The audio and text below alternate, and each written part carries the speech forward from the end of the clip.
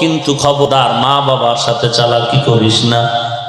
এই যুবক, চালাকি করতেছো কিন্তু আল্লাহওয়ালা আলেম ওলামাদের সাথে চালাকি করিস না। চালাকি করতেছো কোনো ওস্তাদের সাথে চালাকি করিস না।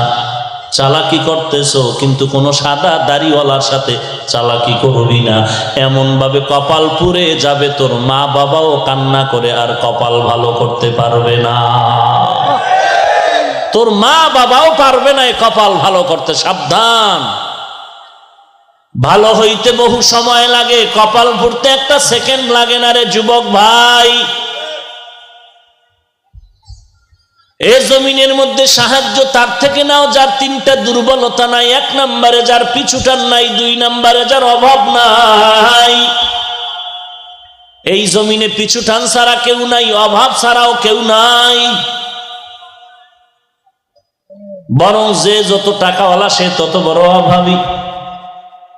তিন নাম্বার বলেছিলাম যার কোনো স্বার্থ নাই।